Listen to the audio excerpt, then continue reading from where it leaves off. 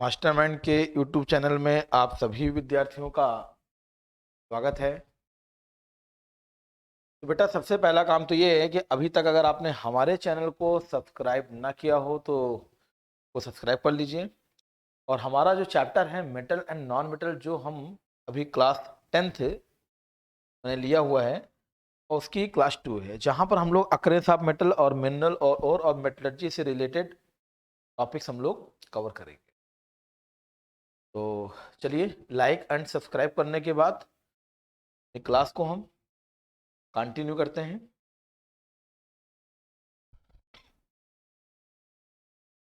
तो बेटा देखिए, सबसे पहला काम तो आपको ये समझना होगा, मैंने बताया भी हुआ है, फिर भी आप एक बार देखिए। जो हमारे पास एलिमेंट की बात आती है, तो एलिमेंट में हमने आपको बताया हुआ था कि हमारे पास मेटल होता है और हमारे पास नॉन मेटल होता है। जो हमने पहले वीडियो में ऑलरेडी इसको एक्सप्लेन किया हुआ है। हमने ऑलरेडी इसको एक्सप्लेन किया हुआ है। जो हमारा पहला वीडियो है मैंने ऑलरेडी इसको बताया हुआ है, ठीक है ना बेटा। तो आपको ध्यान देना है।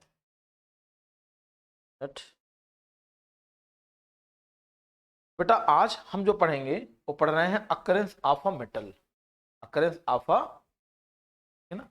चलिए समझते हैं। देखिए आपको ध्यान देना होगा, जो अर्थ हमारा है, earth is the main source of a metal. Earth होता है बेटा, earth is the earth is the main source of metal. Earth is the main source of metals. ठीक, आपको ध्यान देना है कि इन्हीं मेटल्स में आपसे अक्सर पेपर में आता है कि हमारे पास सबसे ज्यादा जो मेटल पूरे अर्थ में पाई जाती है उसका नाम बताओ। तो आपने देखा होगा कि लगभग आपका आंसर होता है कि चलो एक काम करते हैं, क्योंकि पढ़ा है तो ठीक है, नहीं नॉमिनल अगर देखा जाए तो आपका आंसर हमेशा और हमेशा होता है Fe, जो अपने आप में सही नहीं है, जो अपने आप में सही नहीं है, क्योंकि आपने देखा है Fe को, लेकिन रियल में सबसे ज्यादा जो पाया जाता है ना, वो आपका होता है एल्यूमिनियम। तो हमारे अर्थ में सबसे ज्यादा पाई जाने वाली जो मेटल है वो एल्यूमिनियम आती है।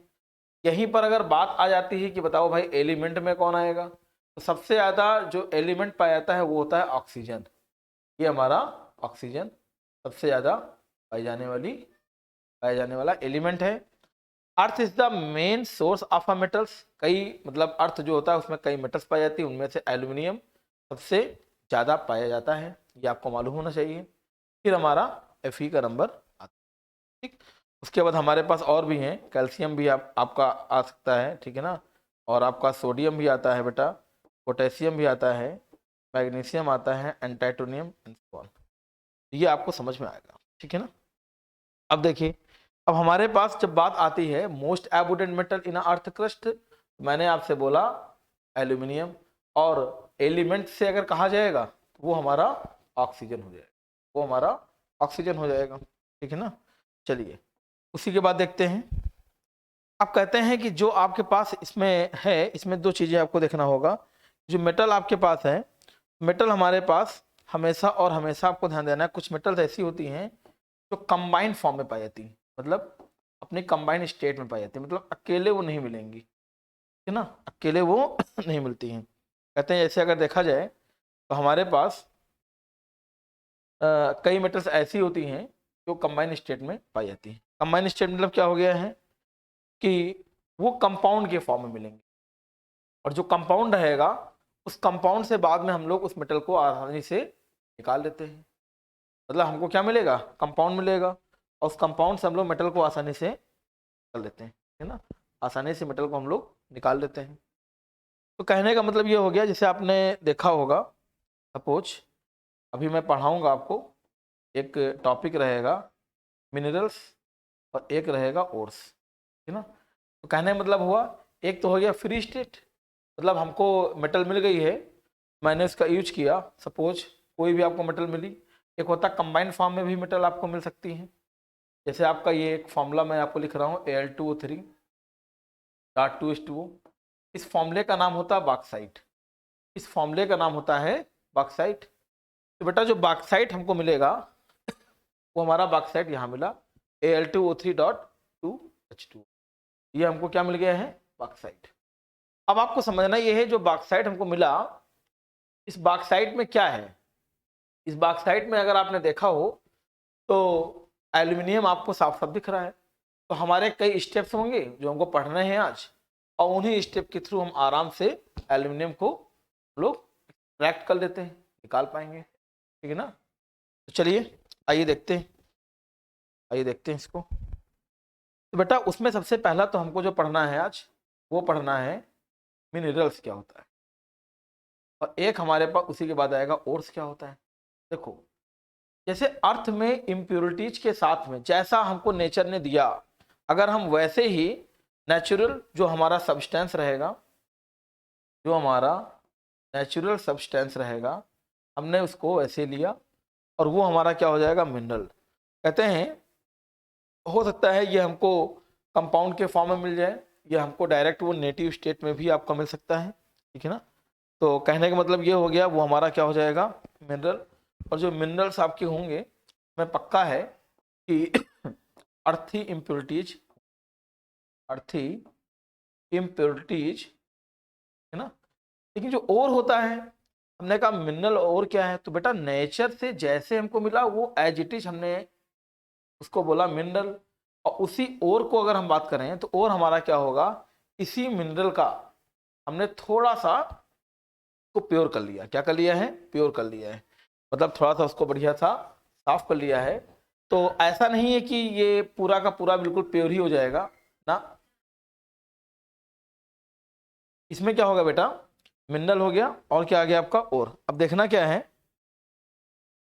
कि जो और हमारे पास होगा, ध्यान दीजिएगा, और होगा ये हमारा अर्थी इम्प्योरिटीज के साथ में था मिनरल, और उसी से थोड़ा सा जो प्योर रहेगा हमने साफ कर लिया। तो मिनरल जो होता है from the which the metal with the convertibility and extracted, मतलब मेटल को हम निकालते हैं मिनरल या और से।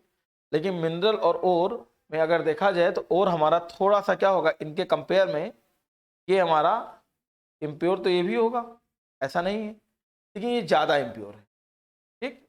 तो हमारे पास अगर इन दोनों में हम कहें कौन सा प्योर है, मैं ओर को बोलूँगा प्योर है और मिनरल को बोलूँगा इम्प्योर है, क्योंकि ये आपका नेचुरल सब्सटेंसेस होता है। जैसे हमको अर्थ में वो मिलेगा हम उसको वैसे यूज करेंगे, और थोड़ा सा उसको साफ ऑफ कर लिया गया तो वो हमारा और में आ जाता है। तो बेटा आपको यहाँ पर ये मालूम होना चाहिए कि जब कभी भी अगर मान लीजिए हमसे कहा गया और क्या है, तो और जो हमारे पास होता है हम आराम से इसको हमने साफ कर लिया, हमको और मिल गया।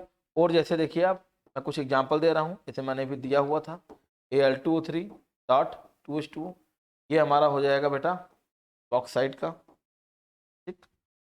और मैंने आपको दिया था Cu2S, इसको हमने बोला था कॉपर पैराइट Cu2S, ठीक।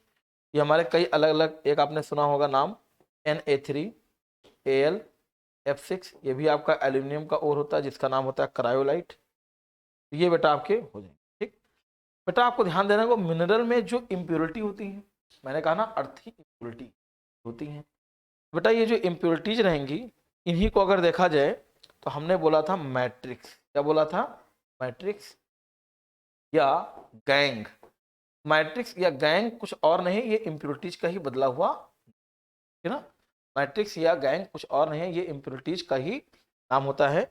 मतलब आप कह सकते हैं the impurities associated with mineral, the impurities associated with minerals are collectively known as a matrix or gang, ठीक है ना।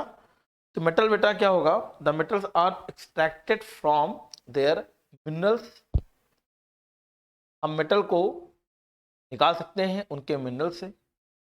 और आपको हमेशा ये एक चीज़ हमेशा आपको ध्यान देना पड़ेगा कि जो मेटल हमारे होते हैं वो हम लोग, ऐसा नहीं होता है कि हर एक, जैसे एक लैंग्वेज बोली जाती है जितने भी और होते हैं ऑल और आर मिनरल्स, जितने और होते हैं वो सभी मिनरल्स होते हैं, बिल्कुल सही बात है। भाई और जो बनेगा ना वो तो मिनरल से बनेगा। भाई मिनरल को थोड़ा सा ही हम जब साफ करेंगे तो वो हमारा और आ गया। लेकिन अगर हम ये बोलें all minerals of an ore, हो सकता है लेकिन सब नहीं। भाई हो सकता है आपको नेचर से जैसा मिले, हो सकता है पहले से ही आपको बढ़िया सा मिले वो, तो आप उसको यूज कर सकते हैं। तो आपको ध्यान देना होगा, मिनरल्स की बात जब आएगी या ओर्स की बात जब कभी भी आएगी तो हमेशा और हमेशा एक चीज होनी चाहिए, क्या? All ores are mineral but all minerals are not ore.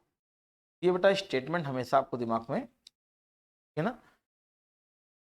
चलिए, ना तो क्लियर हो जाना चाहिए, क्योंकि मैंने आपको बताया अभी भाई एल्यूमिनियम हमारे पास सबसे ज़्यादा एक ऐसी मेटल होती है जो पूरे अर्थ में पाई जाती है, देन आफ्टर आयरन हो जाएगा, और एलिमेंट की बात कही जाएगी तो ऑक्सीजन रहेगा। मिनरल और क्या होता है मैंने वो बताया। गैंग या मैट्रिक्स क्या होगा वो आपको पता होगा, इम्प्योरिटीज का ही नाम है। और all ores all mineral but all minerals are not ore. चलिए इसके बाद देखिए, अब हमारे बेटा ओर के भी कई टाइप्स होते हैं।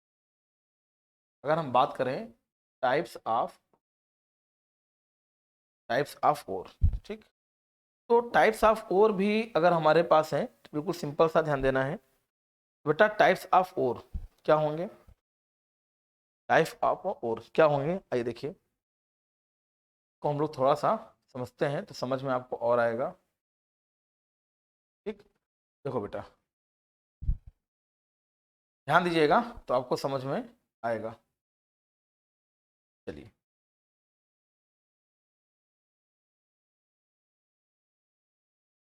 ध्यान देने से ही समझ में आएगा, अगर ध्यान नहीं दोगे तो नहीं आने वाला है। पढ़ो भाई। पहले हमको आपको याद होगा जो ओर है बेटा, ओर जो हमारे ओर्स होते हैं ना, क्या होंगे बेटा? ओर्स, है ना। वो हमारे कितने हो जाएंगे? ओर्स होते हैं, वो आपको मालूम होना चाहिए। एक और हमारे पास क्या होगा? ऑक्साइड। क्या होगा बेटा? ऑक्साइड्स। और एक हमको जो मिलता है सल्फाइड। क्या मिलेगा? सल्फाइड, ठीक है ना। और एक उसी के बाद अगर आप देखो, सल्फाइड हो गया, एक होता है कार्बोनेट। क्या मिलेगा? कार्बोनेट। कार्बोनेट के बारे में बेटा कार्बोनेट के बाद में अगर आप देखो तो एक हो जाएगा सल्फेट। क्या हो जाएगा? सल्फेट। ये बेटा हमारे ओर होते हैं। पहला क्या हो गया? ओर्स की कितने कैटेगरीज हैं?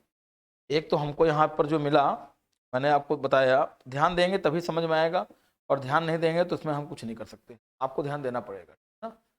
बेटा ओर्स जो हमारे पास है वो आपने देखा, ऑक्साइड, सल्फाइड, कार्बोनेट और सल्फेट, इन पार्टों में वो डिवाइड होता है, ठीक है ना। तो चलिए देखिए, देखो बेटा, अब आपको समझना है कि जो ऑक्साइड और हमारे पास हुआ,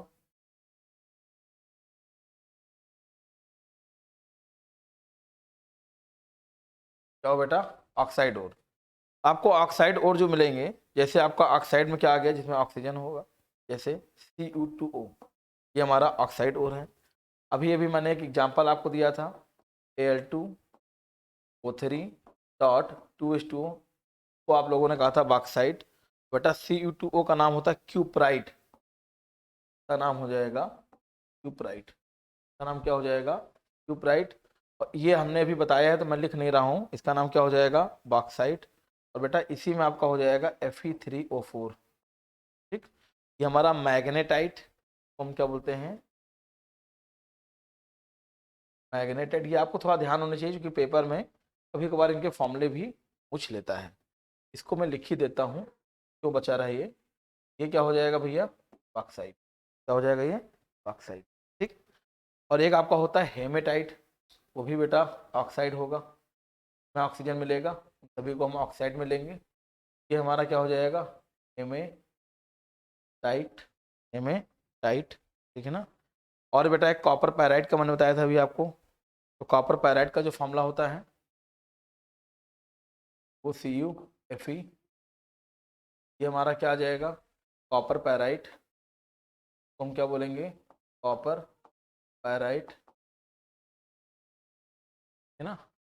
और हमको ऐसा लग रहा है कि मैंने अभी कॉपर पायराइट का जो पीछे मैंने बताया हुआ है वो मैंने फॉर्मूला दरअसल मैंने लिखा हुआ था, शायद Cu2S लिख दिया था, क्या लिखा हुआ था, तो मैंने कहा ये कॉपर पायराइट है, नहीं भाई गलती से गलत हो गया है, तो सही कर लीजिएगा। ये बेटा कॉपर ग्लास का फॉर्मूला होता है, फॉर्मूला जो रहेगा कॉपर ग्लास, तो थोड़ा सा मिसिंग हमारी ही द्वारा हो गई है, तो मैं उसमें प्रूफ करना चाहूँगा कि इसको आप सही कर लीजिएगा Cu2S, अगर ऐसा है तो, है ना। तो ये जितने भी बेटा हैं ऑक्साइड और, पेपर में अगर आ जाए कि राइट एनी टू ऑक्साइड और, आप इनमें से आप कोई भी दो ऐसे और लिख सकते हो जो आपको अच्छे से तैयार हो जाए। फिर हमारे पास क्या मिलेगा, सल्फाइड, फिर हमको क्या मिलेगा बेटा, सल्फाइड और। अब सल्फाइड और आपका सामने है, चलिए सल्फाइड में देखिए देखो बेटा जिसमें एल्यूमिनियम है, में एल्यूमिनियम था तो वो एल्यूमिनियम का और हो जाएगा, इसमें Cu है तो ये कॉपर का और हो जाएगा, ये Fe का और है, ये कॉपर पायराइट है तो कॉपर का और हो गया, ये कॉपर का और है, ठीक, तो ये क्या हो जाएगा, Fe3O4। बेटा अब आपको ध्यान देना है जो हमारे पास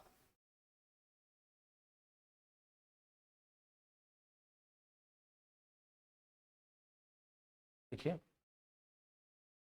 गड़बड़, आपने बोला भी नहीं भाई, हम ऑक्साइड लिख रहे थे ना बेटा, ऑक्साइड में तो केवल वही आएंगे ना जिसमें इसमें ऑक्सीजन होगा। अब सल्फाइड में हम लोग ले लेंगे, चलेंगे बेटा, सल्फाइड में हम लोग लेंगे, सल्फाइड में अगर हम लोग लेंगे तो क्या होगा बेटा, देखो सल्फाइड में आपको ध्यान देना है, एक हमारे पास क्या होगा, ध्यान दीजिएगा जो अभी हमने लिखा वो गलती से हो गया है, CuFeS2, नाम क्या होगा, कॉपर पैराइट, फिर क्या होगा बेटा Cu2S, इसका नाम क्या होगा, कॉपर ग्लांस, बेटा एक होता Cu2S, इसका नाम क्या हो, कॉपर ग्लांस, और पहले वाले का नाम क्या हो जाएगा, कॉपर पायराइट। ये हमारे सभी सल्फाइड ओर हैं, कैसे ओर हैं बेटा, सल्फाइड ओर हैं। और एक हो जाएगा ZnS, जिंक ब्लेंड, ये हमारे और हो गए। अब बेटा कार्बोनेट की बात आती है, तो कार्बोनेट जो आपके होते हैं इनको हम क्या बोलेंगे, जैसे आपका आ गया, जैसे इसमें बहुत होते हैं बेटा सल्फाइड ओर में, जैसे आप ले सकते हो बेटा HgS का भी एग्जांपल ले सकते हो भाई, जिसमें सल्फर आ जाए, ये आपका आ जाएगा यस, क्या आ जाएगा HgS। अब कार्बोनेट का देखो बेटा, तो कार्बोनेट जो आपका और होगा उसमें भी हमारे कई आते हैं, जैसे CaCO3, बेटा ये लाइम स्टोन होता है, क्या हो जाएगा, लाइम स्टोन। ऐसे तो आप कैल्शियम कार्बोनेट बोलते ही हो, लेकिन कैल्शियम कार्बोनेट के अलावा इसको हम क्या बोलते हैं, लाइम स्टोन। ये हमारा जो और होगा ये आपको हमेशा और हमेशा ध्यान देना होगा, कैल्शियम का और होता है बेटा, ऐसे ही आपका आएगा ZnCO3, तो बेटा हम कैलेमाइन के नाम से जानते हैं, और ऐसे तो आप नाम जानते होगे भाई जिंक कार्बोनेट के नाम से इसको हम लोग। फिर बेटा हमारे पास सल्फेट और आ गया, सल्फेट में अगर आप देखो, एक आपने पढ़ा होगा शायद, याद अगर आ रहा हो तो, ये SO4 2H2O, ये आपका जिप्सम है बेटा, जिप्सम, आपने POP और जिप्सम का कॉन्सेप्ट पढ़ा होगा, ये बेटा जिप्सम का फॉर्मूला है। और बेटा एक बहुत अच्छा फॉर्मूला जो अक्सर पेपर में पूछा ही लिया जाता है, MgSO4.7H2O, ये बेटा हमारा इप्सम सॉल्ट है, इप्सम सॉल्ट पेपर में कभी कभी आपसे पूछ लेगा, इप्सम सॉल्ट है, ठीक और बेटा एक होता है हमारा, ये हो गया, और एक होता है PbSO4, इसको हम क्या बोलते हैं, एंग्लेसाइट, क्या बोलते हैं, एंग्लेसाइट, ठीक है ना। तो ये हमारे और थे, और को हमने डिवाइड किया, पहला पार्ट, ये हमारा दूसरा पार्ट, ये हमारा तीसरा पार्ट, ये हमारा चौथा पार्ट। तो ऑक्साइड में हमारे पास कौन से आए, जिसमें ऑक्सीजन था Fe3O4, Al2O3.2H2O, Cu2O and Fe2O3, और ये हमारा सल्फाइड में आ जाएगा CuFeS2, Cu2S, पहले का नाम कॉपर पैराइट, दूसरे का नाम silver sorry copper glance, ZnS का नाम क्या हो जाएगा, जिंक ब्लेंड, और HgSP ही मैंने आपको बताया, ये जो आपका रहता है इसको हम लोग क्या बोलते हैं, सिनेबार, है ना। और कैल्शियम कार्बोनेट, फिर आपका ZnCO3, ZnCO3 का नाम कैलेमाइन का नाम से होता है, और इसको तो मैंने बताया था लाइमस्टोन, ये आपका जिप्सम हो जाएगा, ये आपका इप्सम सॉल्ट हो जाएगा, है ना। ये बेटा आपको अच्छे से आना चाहिए। अब हम आते हैं इसके बाद मेटलर्जी। अब हम आते हैं इसके बाद मेटलर्जी। तो देखो बेटा,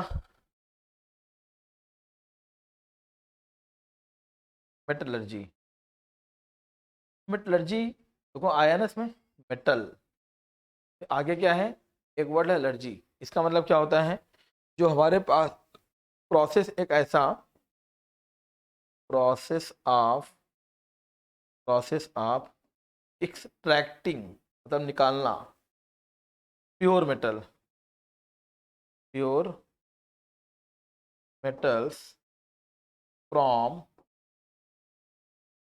their ores and then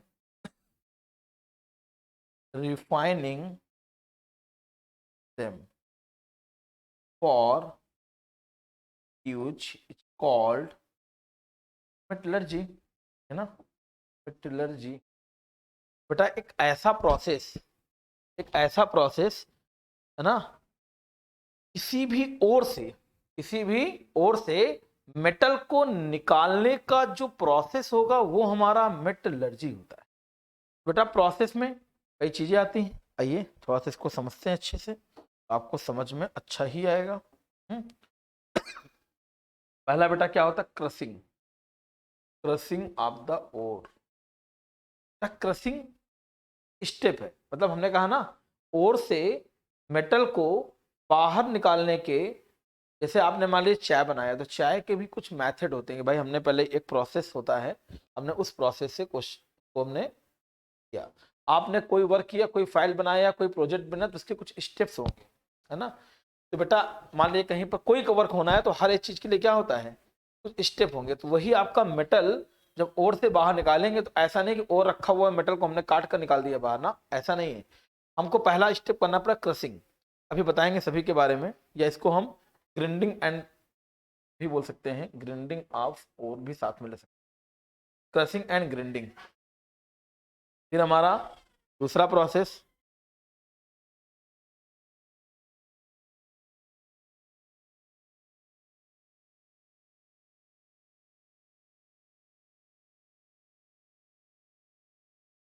फिर आपका आ जाएगा कंसंट्रेशन ऑफ द ओर।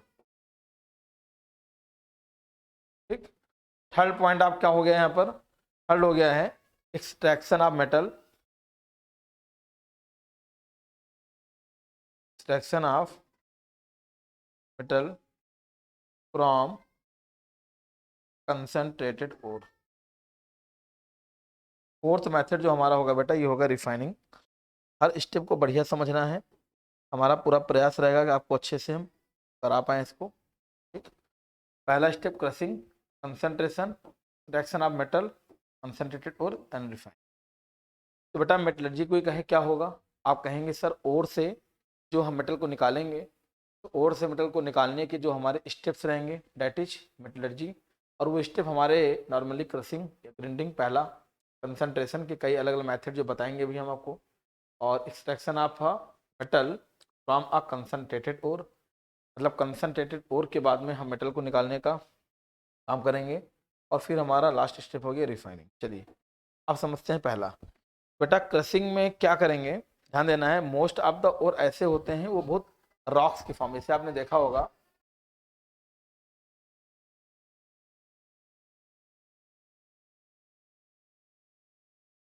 कैसा होता है बेटा, ये आपको कैसे मिलेंगे, को मिलेंगे रॉक्स के फॉर्म में। कैसा मिलेगा, रॉक। इससे आपने देखा होगा नमक वगैरह गांव वगैरह में भी, और यहाँ पर भी आप देखा होगा बिल्कुल एक हल्के हल्के से ऐसे कुछ इस फॉर्म में मिलता है, किस फॉर्म में, बड़े बड़े ऐसा मिलता है। बाद में इसको हम लोग थोड़ा सा पीस लेते हैं, तो वही आपका और भी बेटा ऐसा ही होता है, और भी आपको जो मिलेंगे वो ऐसे ही मिलेंगे। बाद में क्या करेंगे, उसको हम क्या करते हैं, सबसे पहला काम छोटे छोटे पार्ट में ब्रेक करेंगे और पाउडर फॉर्म में ले आते हैं। तो यही काम हमारा क्रशिंग और ग्राइंडिंग का होता है कि मतलब उसको हम पहले क्या करें, स्मॉलेस्ट पार्ट में ब्रेक करा लें और बाद में उसको हमने पाउडर फॉर्म में ले आया। ठीक है ना, ये हमारा पहला स्टेप होगा। अब बेटा आते हैं कंसंट्रेशन ऑफ ओर। चलिए कंसंट्रेशन ऑफ ओर को अच्छे समझिएगा। बेटा पहला हमारे पास जो कंसंट्रेशन का जो पहला स्टेप होगा वो आपका हम लोग यहाँ लेंगे, ध्यान दीजिएगा, जब देखोगे तभी समझ में आएगा, ठीक है ना।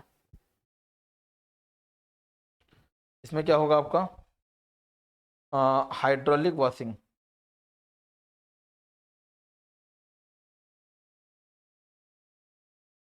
ठीक, हाइड्रोलिक वॉशिंग। या एक हमारे पास होता है फ्लोटेशन का भी मेथड होता है, एक हमारे पास मैग्नेटिक सप्रेशन भी हो जाएगा।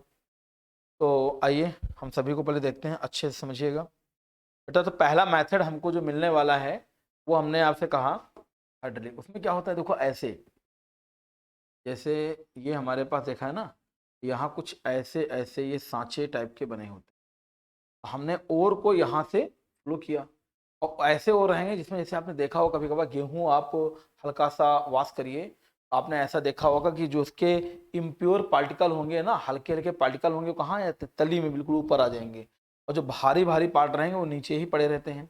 वही काम यहाँ रहेगा। यहाँ काम क्या रहेगा कि हमारे पास जो आपके पास पार्टिकल हैं, उन सभी पार्टिकल्स को हम क्या करेंगे, जब यहाँ से पानी के साथ उसको हम तेजी से फ्लो करेंगे, तो हम ऐसे ही और यहाँ पर लेंगे बेटा, ऐसे और लेंगे जहाँ पर क्या हो, कुछ हल्के पार्टिकल हो, मतलब जिनकी डेंसिटी ज़्यादा हो और कुछ की डेंसिटी कम हो, ठीक। और हमको ज़्यादा डेंसिटी वाला अगर आपको चाहिए होगा, तो हम क्या करेंगे, ज़्यादा डेंसिटी वाले को कम डेंसिटी वाले के साथ में जब पानी को मिलाकर फ्लो कराएंगे, तो उसमें जो भारी भारी पार्टिकल होंगे ना, वो तो यहीं पर सेट आ जाएंगे जगह, देखो। और जो हल्के वाले रहेंगे वो बढ़िया फ्लो लगाकर वो कहाँ चले जाएंगे, बाहर। तो इसको भी अगर आप चाहो काम का, अगर आपको लग रहा है, तो इसको भी एक कंटेनर रखकर उसको भी आप कलेक्ट कर सकते हो। बाद में क्या होगा बेटा कि जो इम्प्योरिटी रहेगी वो आपको अलग से मिल जाएगी। ये मान लीजिए आपका इम्प्योरिटी हो गई है, तो ये आपके क्या हो गए, और हो गए, क्या हो गए, और, है ना। समझ में आ गया होगा आपको। आगे देखिए, अब देखिए इसी के बाद एक होता है बेटा मैग्नेटिक सप्रेशन। बेटा मैग्नेटिक सप्रेशन में क्या होगा, कुछ ऐसा मेथड लगाते हैं, ध्यान देना। और यहाँ पर एक हमारा हॉपर होता है, इसको हम क्या बोलते हैं, हॉपर। आपने देखा होगा जो गांव वगैरह में जैसे चारे काटने की मशीनें वगैरह होती हैं, है ना, या आप सबसे अच्छा एग्जांपल इसको देख लो आप, गेहूं वगैरह के लिए जो चक्की वगैरह में नहीं है कि जो लगा होता है मशीन, तो वहाँ क्या होगा, कुछ ऐसा ही सिस्टम होता है। इसमें हम लोग क्या करते हैं, एक यहाँ पर लगा देते हैं मैग्नेट। क्या लगाते हैं भाई, मैग्नेट। मैग्नेट क्या करेगा, मतलब हम ऐसा लेंगे, जैसे मान लीजिए आपको पता है कि भाई आयरन है, वो मैग्नेट से क्या हो जाएगा, अट्रैक्ट करता है। आपने क्या ले लिया है, आयरन को लिया, और आयरन जो तुम्हारे पास है, ध्यान देना, थोड़ा सा समझना बेटा, इसी को नहीं समझ में नहीं आएगा। मतलब एक ऐसा आपने लिया, सपोज करिए हमारे पास रखा हुआ गोल्ड है और आयरन है, तो गोल्ड में कुछ आयरन के स्मॉल पीसेस पड़े हुए हैं, गोल्ड में आयरन के कुछ स्मॉल पीसेस पड़े हुए हैं, तो हमको गोल्ड अलग करना है और जो आयरन है अलग करना है, और उसको हम नॉमिनल तरीके से नहीं कर पा रहे हैं, नॉमिनल तरीके से नहीं कर पा रहे हैं। तो हमारे पास काम क्या होगा कि हम गोल्ड गोल्ड को में क्या रहेगा, दोनों पार्टिकल रहेंगे, गोल्ड के भी पार्टिकल रहेंगे, और आपके कौन से पार्टिकल हो गए, आयरन के, ये जो स्मॉलेस्ट पार्टिकल आपको दिख रहे हैं, ये भी में कुछ छोटे छोटे पार्टिकल गोल्ड के भी हैं। अब आपको पता है भाई गोल्ड आयरन दोनों में काफ़ी पार्टिकल मिले हुए हैं। तो बेटा जब पार्टिकल मिले हुए हैं, तो हमने क्या किया, यहाँ से हमने उनको लगातार डाला, ठीक। तो ये आपका एक रिबन टाइप का पट्टी जो होती है ना, वो चल रही होती है। तो यहाँ से जब वो आएगा और जैसे वो स्लाइड करेगा, देखो बेटा पार्टिकल यहाँ आए और यहाँ जैसे वो यहाँ गिरे, तो जो उसमें जो आयरन के पार्टिकल रहेंगे उसको मैग्नेट अपनी तरफ घसीट लेगा। तो यहाँ कौन कौन सा पार्टिकल बचा भाई, आपके पास गोल्ड अलग हो गया, यहाँ बचा आयरन, और यहाँ क्या आ जाएगा, गोल्ड। तो आयरन और गोल्ड आपस में क्या हो गए, अलग अलग हो गए। तो ये मेथड हम तभी लगाएंगे जब ऐसा कोई पार्टिकल हो जो मैग्नेट से अट्रैक्ट के अंदर ये हो कि भाई मैग्नेट उसको अट्रैक्ट कर लेगा, तभी हम लोग ये मेथड लगाते हैं। तो जहाँ सुटेबिलिटी होगी हम कंसंट्रेशन में उस मेथड को यूज करेंगे, ठीक है ना बेटा। ये मेथड हमेशा ध्यान देना है, ये आपको अलग कर देगा। भाई मान लीजिए आपका ये एयू हो गया गोल्ड, ये एफ हो गया, अलग कर दिया। ये हमने कहा एफ की मान लो इम्प्योरिटी थी, तो इम्प्योरिटी देखो अलग हो गई, इसको हम गैंग बोल सकते हैं। और ये मान लो और कोई था, तो और में हमारे पास कुछ इम्प्योर पार्टिकल थे, तो मैंने इम्प्योर पार्टिकल को अलग कर दिया और प्योर हमारे पास अलग हो गया, ठीक है ना। चलिए अब हम लोग देखते हैं इसी के बाद अलग से बेटा एक आता है हमारे पास फ्रोथ फ्लोटेशन प्रोसेस, काफी पेपर में पूछा जाता है, froth flotation process. Froth flotation में क्या रहेगा, इसमें मान लीजिए ऐसा कंटेनर है, ध्यान देना थोड़ा सा, समझ में अच्छा आएगा। और ने को ले लिया, ऐसा रहता है। अब भाई डायग्राम तो हर एक बुक में ना कुछ अलग अलग रहेगा।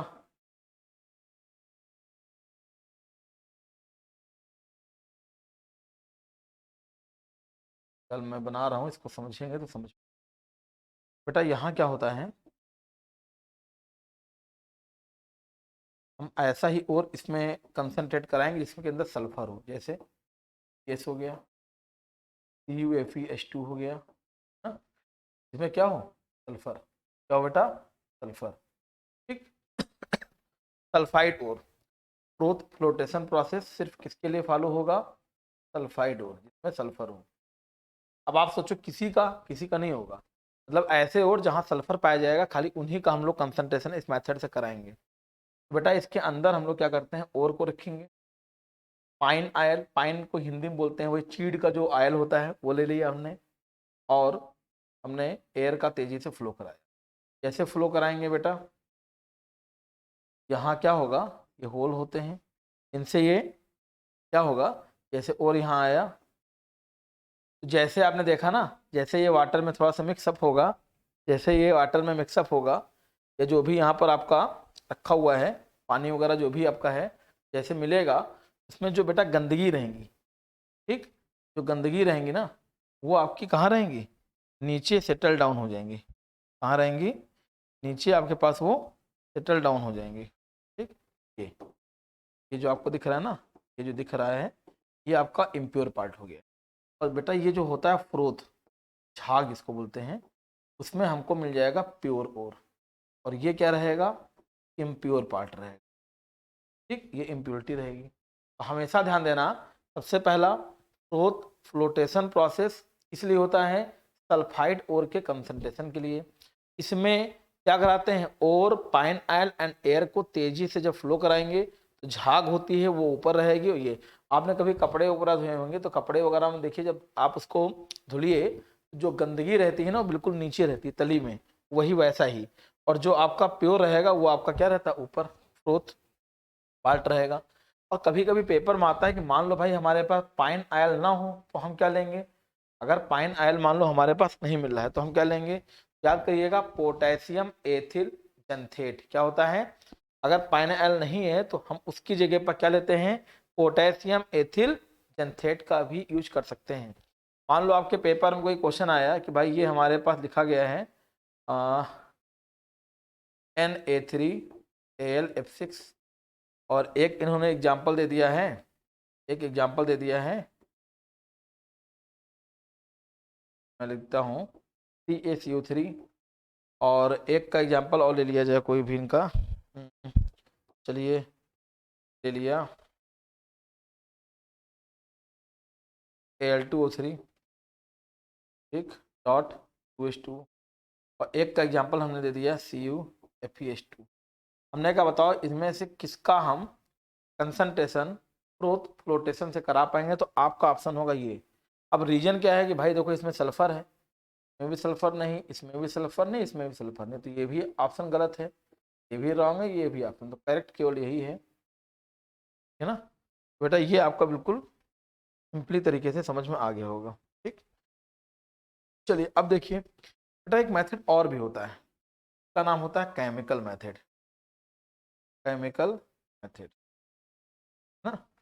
बेटा केमिकल मेथड जो होता है हम उसी को कहते हैं chemical method used for a concentration of the ore. बेटा इसी को हम बोलते हैं लीचिंग। क्या बोलते हैं, अगर आपसे समझ में आ जाए लीचिंग क्या होता है, तो लीचिंग एक मेथड है जिससे हम लोग ओर का कंसंट्रेशन कराते हैं। कई ऐसे ओर हैं जो आपके इन मेथडों से नहीं हो पाते हैं, उसका हम केमिकल मेथड से कंसंट्रेशन कराएंगे। तो बेटा वो मेथड हमारा क्या होता है, लीचिंग मेथड या लीकिंग कहते हैं। क्या होता है, बहुत ऐसे हैं कि उसका हम जो अभी हमने पढ़ाए हैं उनसे उनका कंसंट्रेशन ना हो पाए, तो हमारा ये प्रयास रहेगा कि केमिकल मेथड हम लगा कर देखेंगे।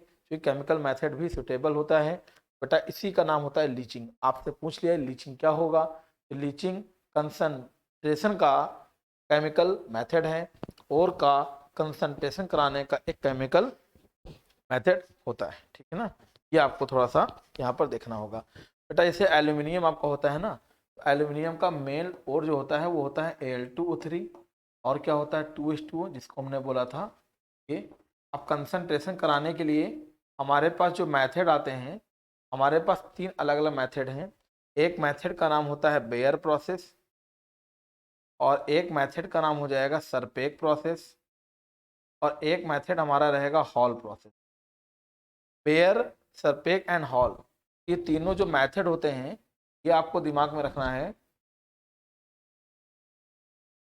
ये हमारे कौन से मेथड होंगे, केमिकल मेथड, ठीक। कौन से मेथड होंगे, कंसंट्रेशन के chemical method, Bayer, Serpeck and Hall method, ये आपके होते हैं।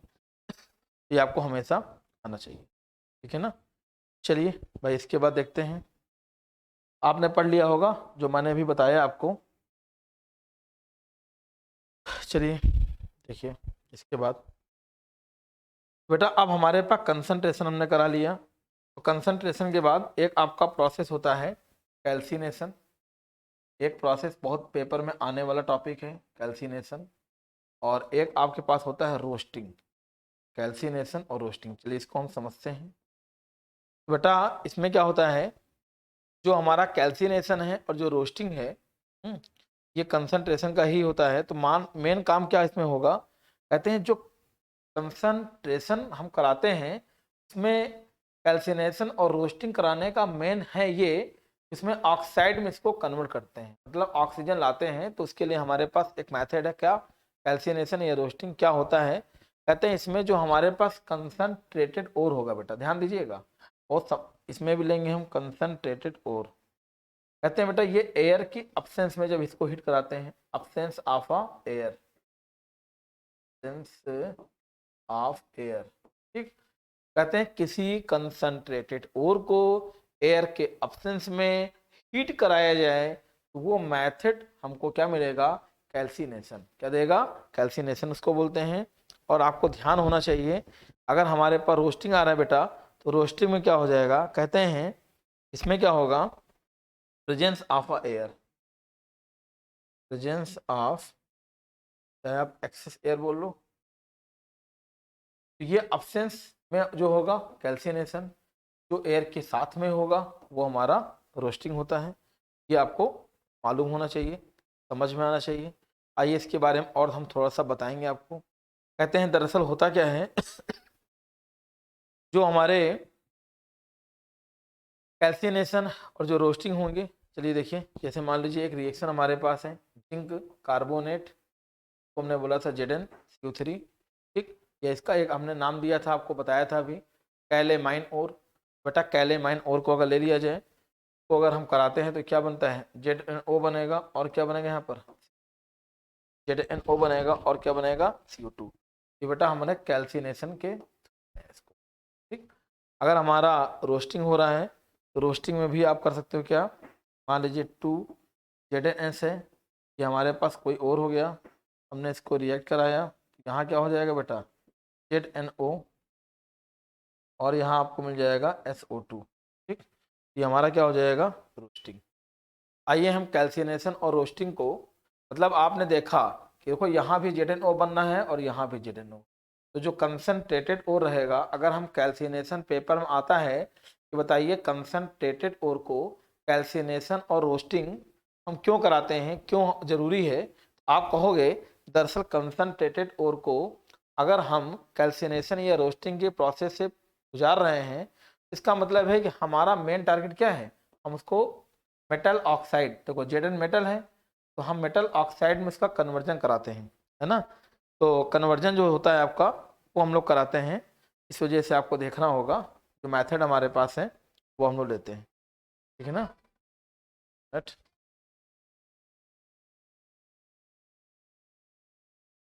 तो बेटा समझ में आपको आ गया होगा ये। चलिए आगे देखिए इसी में, अब देखिए इसी में, ये हमारा हो गया बेटा रोस्टिंग, तो रोस्टिंग हमने करा लिया है। अगर मैं आपसे कहूँ तो बताइए, सबसे अभी जो मैंने पढ़ा है, जब तक आप पूरे को बढ़िया सा टॉपिक जब देखोगे ऑलरेडी कवर हो जाएगा, है ना। थोड़ा सा आपको यहाँ पर ध्यान देना होगा। तो कहते हैं कैल्सिनेशन। चलिए इसको मैं समझा ही देता हूँ, थोड़ा सा समझ में और अच्छा आपको आ जाएगा। ये तो आपने बेसिक डिफिनीशन केवल पढ़ा हुआ है, मैं आपको थोड़ा सा देखो बेटा, कैल्सिनेशन। कैल्सिनेशन में आपको एक चीज़ ध्यान देना है, एक चीज़ और। अब मेन कहा जाए कैल्सिनेशन जो आपका होता है, अगर इसके बारे में मैं आपको और थोड़ा सा बताऊं, या यहाँ क्या हो गया बेटा, ये आपका हो गया है, कहते हैं कार्बोनेट जो ओर होते हैं, है ना, कार्बोनेट ओर को वो मेटल ऑक्साइड में अगर लाना हो, कार्बोनेट ओर को अगर मेटल ऑक्साइड में लाना हो तो हम क्या करेंगे बेटा, कैल्सिनेशन करेंगे। क्या करेंगे, ठीक। कहते हैं रिमूव कराते हैं water from the hydrated ore, move कराना हो वाटर फ्रॉम हाइड्रेटेड ओर, ठीक है ना। और इसके अलावा कहते हैं वोलेटाइल इम्प्योरिटीज को हटाना हो, मतलब कुछ ऐसी इम्प्योरिटी जिसको खाली गर्म कर दिया जाए ना, हट जाए, तो रिमूव वोलेटाइल इम्प्योरिटीज। मान लीजिए आपसे कहा जाए, बताइए भाई हमारे पास कैल्सिनेशन का मेन काम क्या होता है, तो आप कहेंगे सर वो कार्बोनेट ओर को कन्वर्ट कराता है, किसमें, मेटेलिक ऑक्साइड में कराता है, पहली चीज। और कहते हैं to remove water from the hydrated ore, ठीक है ना, वाटर को भी वो क्या कहता है, water from the hydrated ore. और थर्ड क्या होगा, ये आपका क्या कराता है, remove volatile impurities, volatile impurities from the ore. मतलब कहने का हो गया, पहला क्या हो जाएगा, आपके ध्यान में होना चाहिए कार्बोनेट ओर को वो मेटेलिक ऑक्साइड में, जो कि मैंने अभी एग्जांपल देकर आपको बताया भी हुआ था, और remove water from the hydrated ore.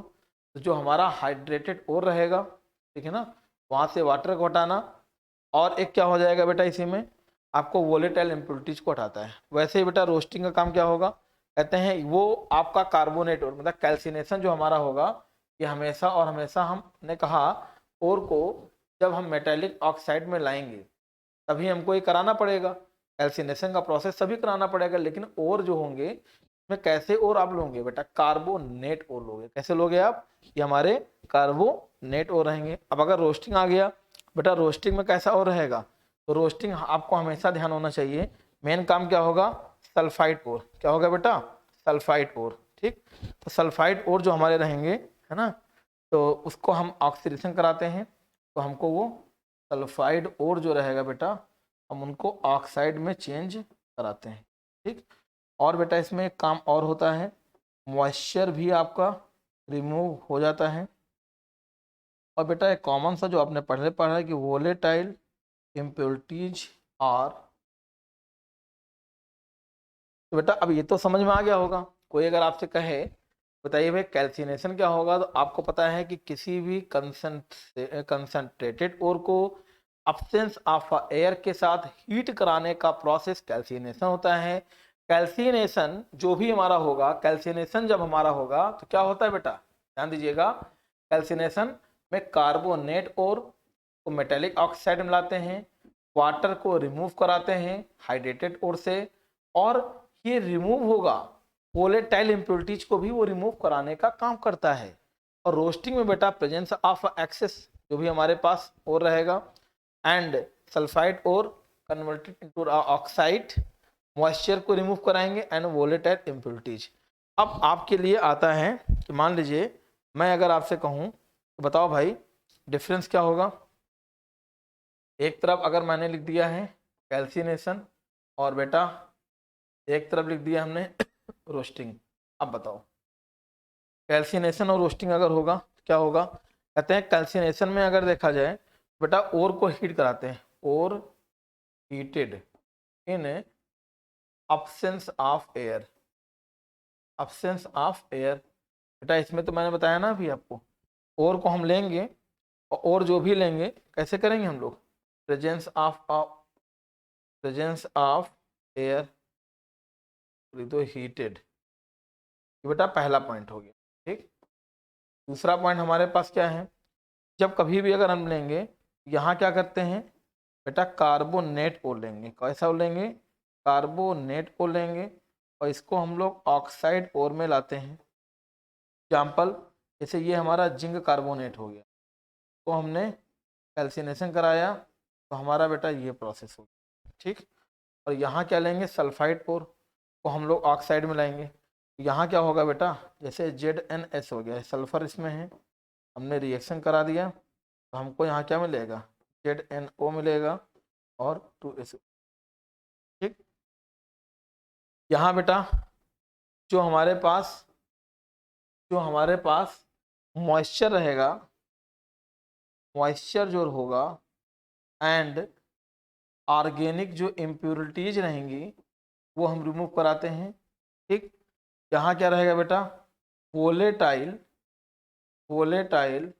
Impurities, है ना, रिमूव कराएंगे, जैसे SO2, P2O5 phosphorus pentoxide, H2O3।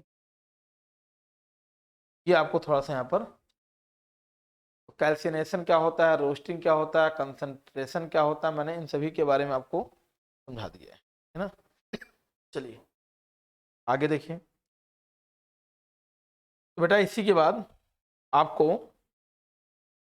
हमारे पास यहाँ पर जो मिलता है, आपको ध्यान देना होगा, तभी आप समझ पाओगे। कहते हैं ये तो चलो ठीक है भाई, ये हमारे पास जो मेथड आया ये आपने समझ लिया होगा। कहें कभी कभी क्या होता है, जब मेटल हम लोग कराते हैं तो हमारे पास कुछ केमिकल रिडक्शन के कुछ प्रोसेस होते हैं, केमिकल रिडक्शन के भी कुछ प्रोसेस होते हैं, उनको हम लोग पढ़ेंगे। चूंकि हम लोग जो पढ़ रहे हैं बेटा, ये पहली बात तो ये है कि बहुत ज़्यादा एक्सप्लेनेशन इसका नहीं है ना।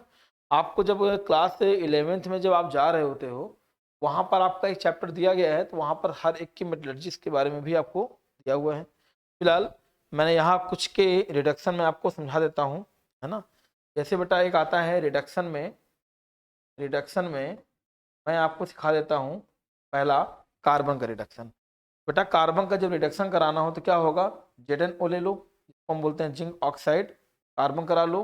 और बेटा जब इनको हीट कराओगे या भैया, जब इनको हीट कराओगे तो क्या बनेगा, ये जिंक जो रहेगा ना अलग हो जाएगा, बेटा जिंक अलग हो जाएगा, और यहाँ बनेगा कार्बन मोनोऑक्साइड। क्या बनेगा, कार्बन मोनोऑक्साइड, ठीक है ना। देखो खुद देखो आप, यहाँ क्या हो रहा है, ZnO हो गया, जिंक, ये क्या हो रहा है बेटा, रिडक्शन। क्यों, क्योंकि भाई ऑक्सीजन हट रहा है।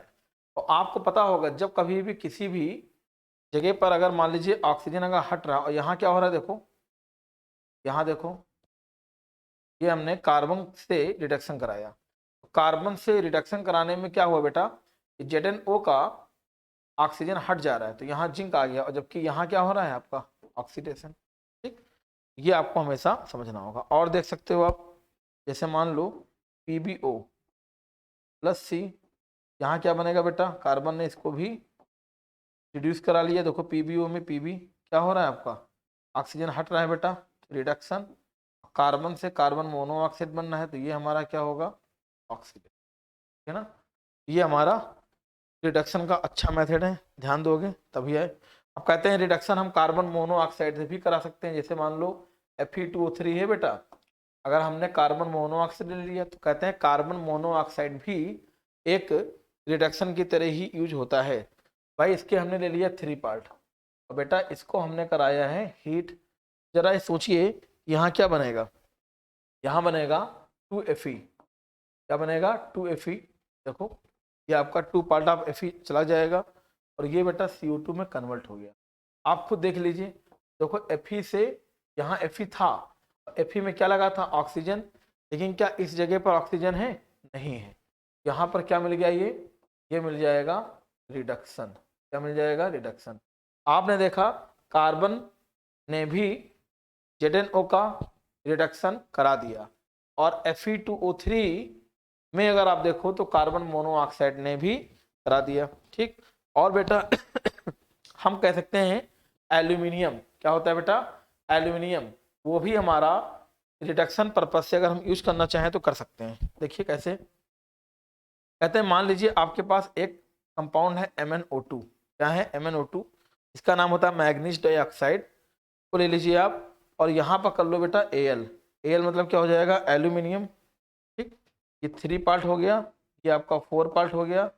इसको आप बेटा हीट कराओ। अब देखो बेटा, मैग्नीज डाइऑक्साइड 4 एल्यूमिनियम से जब करेगा, यहाँ पर बनेगा सबसे पहला काम तो आपको दिमाग में बैठाना है कि हमारा Mn है, यहाँ बना दो आप बेटा, Mn कर लो। और बेटा यहाँ आ जाएगा 2Al2O3। ठीक, आप बताओ यहाँ Mn में ऑक्सीजन था, क्या यहाँ Mn में ऑक्सीजन है? नहीं है। इसका मतलब है ऑक्सीजन नहीं है, ये बेटा क्या हो जाएगा, रिडक्शन हो रहा है। क्या हो रहा है आपका, रिडक्शन। ठीक, तो आपको और ध्यान देना होगा Cl2O3, इसको बेटा क्रोमियम ऑक्साइड बोलते हैं। क्या बोलते हैं, क्रोमियम ऑक्साइड। अगर इसको भी हम चाहें तो एल्यूमिनियम के साथ में करा लें। जैसे ही बेटा हम हीट कराएंगे ना, देखो बहुत सिंपल सा ना, ये पार्ट अलग हो गया, क्या बना 2Cr प्लस Al2O3 आपका अलग हो जा रहा है बेटा, क्रोमियम अलग हो गया। यहाँ देखो आप, क्या इसमें नहीं हो रहा है? हो रहा है भाई, ये भी हमारा क्या हो गया है, रिडक्शन। बेटा याद करो कि एल्यूमिनियम का रिडक्शन का ये जो मेथड होता है, इसको हम बोलते हैं aluminothermy process. Alumino aluminothermy process, aluminothermy process. ठीक, या बेटा इसको हम थर्माइट प्रोसेस बोलते हैं। क्या बोलते हैं, का और भी नाम होता है, क्या नाम होता है, थर्माइट प्रोसेस। तो अगर आपसे पूछ लिया जाए कि बताओ भाई थर्माइट प्रोसेस जो होता है वो किस लिए होगा, आप कहेंगे थर्माइट प्रोसेस एक रिडक्शन का प्रोसेस है। यहाँ पर एल्यूमिनियम, जो भी हमारे पास ऑक्सीजन वाले कंपाउंड होंगे, जो भी हमारे पास ऑक्साइड और वाले कंपाउंड होंगे, उनका वो रिडक्शन कराता है। आपसे पूछ लिया गया बताइए कौन कौन से एलिमेंट यहाँ पर हम ऑक्सीजन का रिड्यूस कराने में यूज कर सकते हैं। आप कहेंगे सर कार्बन हो गया, अभी जो मैंने पढ़ाया, कार्बन मोनोऑक्साइड हो गया, ये दो हो गए अलग। और थर्माइट में अगर आ जाएगा तो वहाँ एल्यूमिनियम, जैसे MnO2 का Al से रिएक्शन हुआ तो आपका Mn देखो यहाँ से अलग हो जा रहा है बेटा, यहाँ Cr अलग हो जा रहा है। ठीक है ना, ये आपको समझ में आना चाहिए। ठीक है ना, ये आपको हमेशा समझ में आना चाहिए। चलिए देखिए आगे देखो बेटा, क्लियर है ना। चलिए अब एक बेटा इसी में आता है आपका कि जब कभी भी हम एक्सट्रैक्शन कराते हैं, रिडक्शन कराते हैं, तो हमारे पास एक आता है वर्ड, आता है इलेक्ट्रोमेटलर्जी। एक आता है आपका इलेक्ट्रोमेटलर्जी। ये क्या होता है, कहते हैं एक प्रोसेस होता है एक्सट्रैक्शन ऑफ मेटल का, the extraction of a metal. ठीक, अगर हम निकाल रहे हैं बाय अ इलेक्ट्रोलिसिस प्रोसेस, किससे बेटा, इलेक्ट्रोलिटिक प्रोसेस। इलेक्ट्रोलिटिक प्रोसेस क्या करते हैं बेटा, बोलो, ये हमारा extraction of a metal, extraction of a metals by electrolysis process, तो इसको हम क्या बोलते हैं, वो हमारा इलेक्ट्रोमेटलर्जी हो। तो जब कभी भी आ जाए इलेक्ट्रोमेटलर्जी क्या होता है, तो आपको बताना होगा भाई जो एक्सट्रैक्शन हम लोग करते हैं मेटल का, अगर हम उसको इलेक्ट्रोलिटिक प्रोसेस से करते हैं तो उसी का नाम क्या होता है, इलेक्ट्रोमेटलर्जी। ठीक है ना, चलिए आगे देखिए। अब बेटा इसी में आपको देखना होगा कि हमारे पास रिफाइनिंग के लिए कुछ मेथड्स होते हैं, वो आपको अच्छे से समझने हैं। ध्यान दोगे तभी आपको यहाँ से क्लियर हो पाएगा। लेकिन उससे पहले पहले चलिए आइए रिफाइनिंग देख लीजिए। जैसे मान लीजिए ये हमारे पास एक कोई भी, देखो इलेक्ट्रोलिटिक मेथड का मैं आपको एग्जांपल दे रहा हूँ। सपोज मान लीजिए ये आपके पास प्लस हो गया बेटा, ये माइनस हो गया। ठीक, आप सभी को पता होगा एक नाम होता है एनोड और एक नाम हमारे पास क्या होता है, कैथोड। ठीक,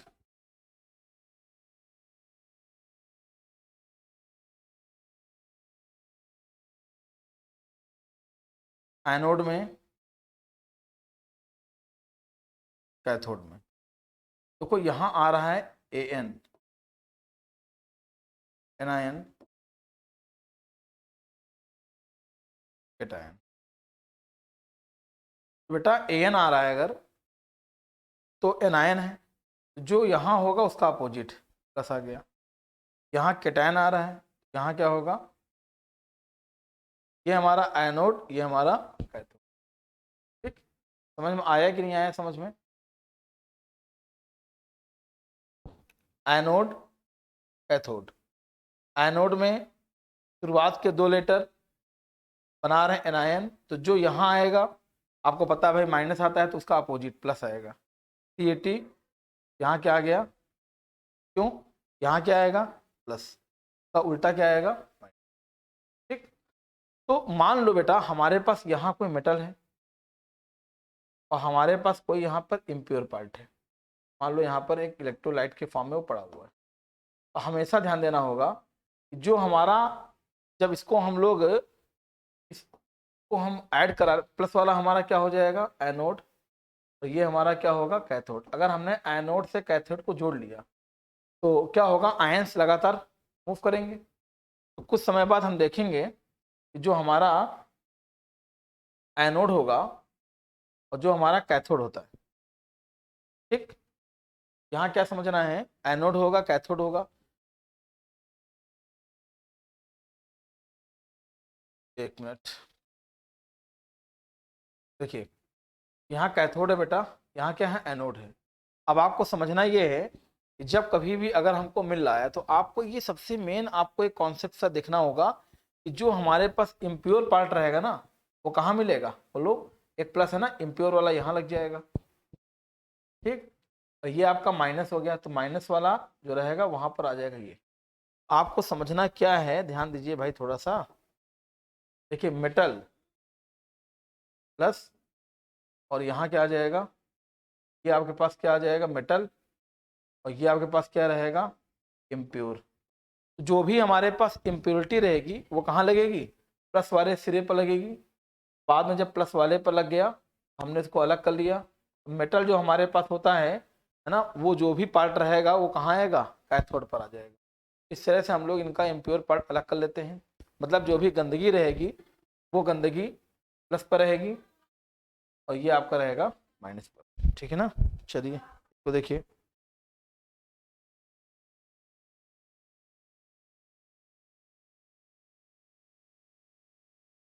देखिए ज़्यादा आपको इसमें समझना नहीं है। एक चीज़ मैं और बता रहा हूँ आपको, खाली इसको आप थोड़ा सा हल्का सा दिमाग में अगर आ रहा है आपके तो इसको आप एक बार रिपीट कर लीजिए। अगर कोई कहता है आपसे कि भाई हमारे पास ना, कई लोग कहते हैं कि जैसे एक होता है मड वर्ड, किसी बच्चे ने पूछा हुआ था मड, मड क्या होता है बेटा, मड का वैसे मतलब होता है इम्प्योरिटी। क्या होता है इम्प्योरिटी, टैंग, फ्लक्स, ये सब एक ही चीज़ है। ठीक, वो आपको ध्यान देना होगा। चलिए आगे देखो। तो ये हम उम्मीद कर रहे हैं बेटा आपको समझ में आ रहा होगा जो भी मैं पढ़ा रहा हूँ आपको।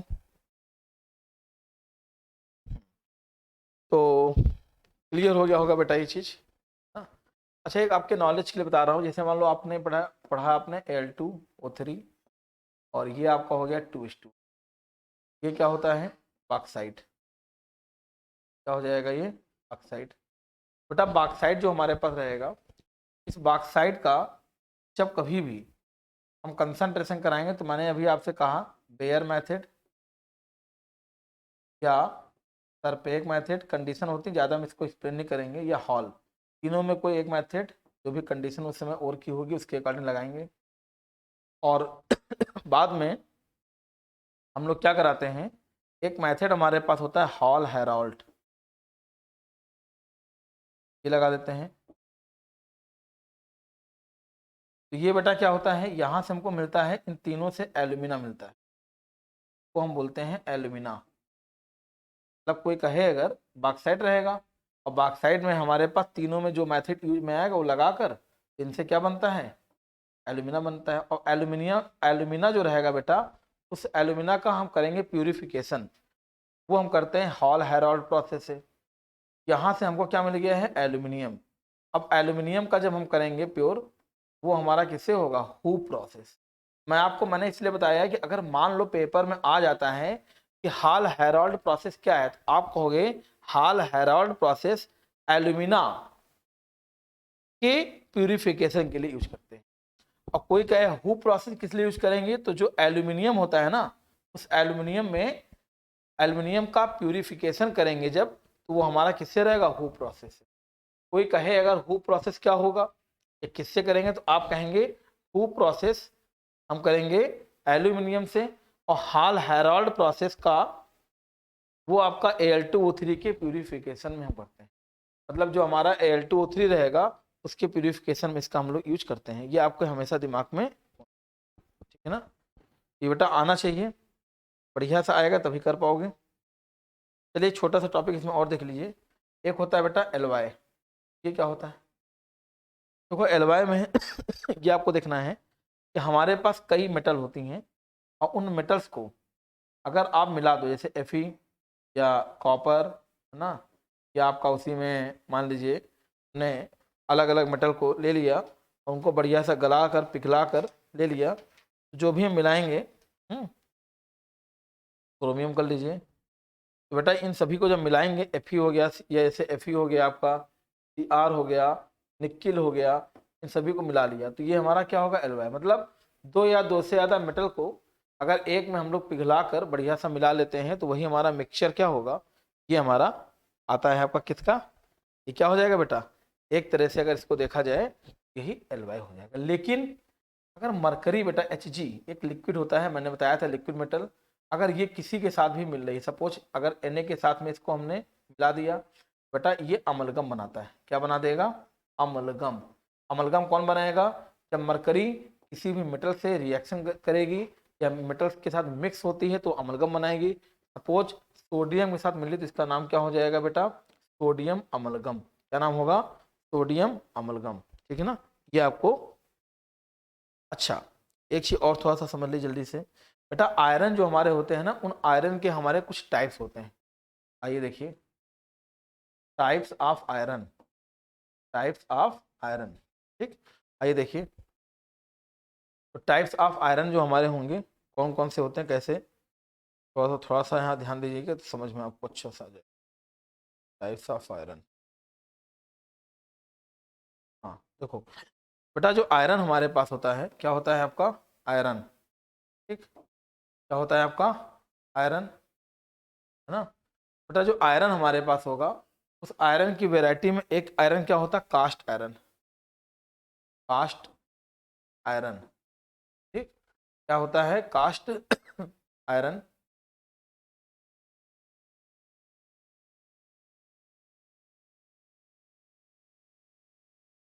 एक हमारे पास कास्ट आयरन होता है और एक हमारे पास होता है व्रॉट आयरन। व्रॉट आयरन, ठीक, एक हमारे पास क्या होता है? व्रॉट आयरन। और एक उसी के बाद होता है स्टील, जो तो आप जानते होंगे। तो बेटा यहाँ आपको देखना क्या है, ये हमारे पास होंगे। यहाँ आपको समझना क्या है कि जब कभी भी अगर कास्ट आयरन आएगा तो हमेशा आपको ध्यान देना है कि 2 से लेकर 4.5% इस आयरन में क्या होता है? कार्बन होता है। क्या होता है? कार्बन। अगर व्राट आयरन आएगा तो कहते हैं अप टू 0.5% कार्बन होता है। 0.5, है ना। और अगर स्टील आता है तो 0.1 से 1.5%। ये आपको याद करना है कि आयरन की 3 वैरायटी, कास्ट, व्राट और स्टील होती हैं। तो कार्बन जो कास्ट आयरन में रहेगा 2 से 4.5, रोट में कितना रहेगा? ये आपका रहेगा अप टू, कितना रहेगा बेटा? में रहेगा आपका अप टू 0.5। स्टील में कितना रहेगा? 0.1 से इतना। और कोई कहे बताओ कौन सा आयरन सबसे प्योर रहेगा? जो व्रॉट आयरन हमारा होता है क्या रहेगा? Wrought iron is the purest form. ठीक, कोई कहे सबसे अच्छा, सबसे ज्यादा, भाई बन इस बात भाई जिसमें कार्बन कम, इसमें केवल 0.5 तक ही कार्बन है। सबसे बढ़िया क्या होता है? आयरन की वैरायटी में क्या रहेगा? Wrought iron. ठीक, ये आपको हमेशा और हमेशा आपको। चलिए आगे देखिए अब समझिए। चलिए अब बेटा आते हैं हमारे पास, जैसे कुछ चीज़ें थोड़ा सा याद होना चाहिए कि एलवाई हो गया, अमलगम हो गया। जैसे कभी कभी पूछता आता है डूडलामीन। डूडलामीन बेटा ये एक एलवाई है, इसमें क्या क्या मिला होता है? आप कहेंगे सर AlCuG और Mn। ये बेटा याद करना पड़ेगा। AlCuMg और Mn का ये मिक्सचर होता है। ठीक, इसमें एल्यूमिनियम सबसे ज़्यादा होता है, लगभग 95% होगा। कॉपर बेटा होता है 4%। मैग्नीशियम होता है 0.5%। ये आपका हो जाएगा 0.5। तो ज़्यादातर क्या होता है आपका एल्यूमिनियम, ये आपका एल्यूमिनियम ज़्यादा इसमें मिलती है, किसमें, टूर्नामेंट में, है ना। तो ये आपको आना चाहिए। एक होता है बेटा ब्रास, सुना होगा नाम, ब्रास भी एक तरह का एल्वाय है। इसमें बेटा 80% कॉपर होती है, 20% क्या रहेगा, जिंक। इन दोनों का जो मिक्सचर होता है ब्रास, है ना। एक होता है हमारा ब्रोंज, क्या होता है बेटा, ब्रोंज। इसमें बेटा क्या होता है, कॉपर जो आपका रहेगा कितना रहेगा, 90%। क्या रहेगा बेटा, कॉपर 90%, ठीक। और इसमें टिन होता है, टिन, ठीक, वो आपका रहेगा 10%। ये हल्के फुल्के कुछ आपके एलवाई आपको याद करने पड़ेंगे, पेपर में पूछा जा सकता है ना। ये आपको आना चाहिए, ठीक। तो ये हमारी क्लास यहाँ से लगभग कंप्लीट हो रही है और हो भी गई है। अच्छा, कोई क्या प्योर गोल्ड कितने कैरेट का होता है, तो याद करिए 24 कैरेट। ये हमारा क्या होता है बेटा, प्योर गोल्ड, ठीक। वो प्योर गोल्ड हमारा कितना होगा, ये आपको आना चाहिए।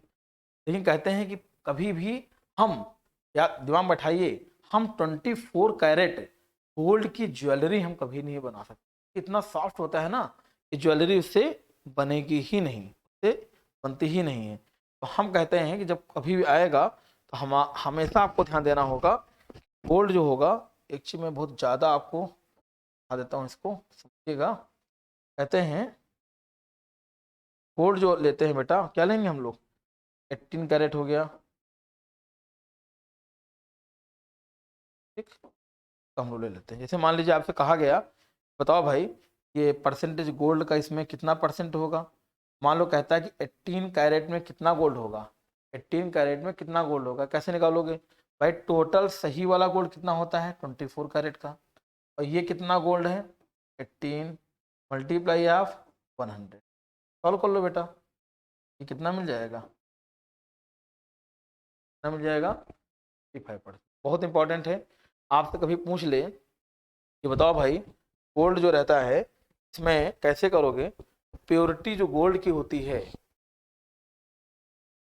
गोल्ड की जो प्योरिटी होती है वो हम किस में एक्सप्रेस करते हैं, कैरेट में करते हैं, कैरेट में, ठीक। कैरेट में हम लोग इसको करते हैं। 24 कैरेट ये हमारा प्योर गोल्ड, लेकिन इससे ज्वेलरी नहीं बनाते हैं। ज्वेलरी हमारी इसे 18 कैरेट है, लेकिन हमने कहा 18 में कितना परसेंट गोल्ड है, आपने कहा भाई 24, तो हमारा बिल्कुल प्योर होता ही है, फुल गोल्ड 100% वाला। हमने टोटल अपॉन में रखा, जितना है उसको रखा न्यूमरेटर में, मल्टीप्लाई किया। अब इसको हमने कर लिया सॉल्व, तो हमारा कितना आ जाएगा 25%। ये आपको आना चाहिए। आपके पेपर में क्वेश्चंस अगर आ रहे हैं तो कम से कम आप इसको देख पाएँ, ध्यान दें। वैसे मैंने इसमें हर एक टॉपिक को कवर किया, फिर भी अगर कोई प्रॉब्लम आपको आती है आप उसको कमेंट बॉक्स में कमेंट जरूर करिएगा। और हमारे इस चैनल को लाइक सब्सक्राइब जरूर करिए, अपने भी फ्रेंड्स को इसको शेयर कीजिए। कल हमारे इसके जो क्वेश्चन आएंगे बहुत ही अच्छे क्वेश्चन हम कराएंगे इसके, और वो हमारे पेपर के लिए काफ़ी यूजफुल होंगे। तो बेटा ये हमारे 2 वीडियो ऐसे हैं ना, अगर आपने इतना कवर कर लिया तो बहुत कुछ कवर कर लिया, मतलब ये चैप्टर आपका पूरा एंड कर देते हैं, है ना। ठीक है बेटा, थैंक यू सभी बच्चों को।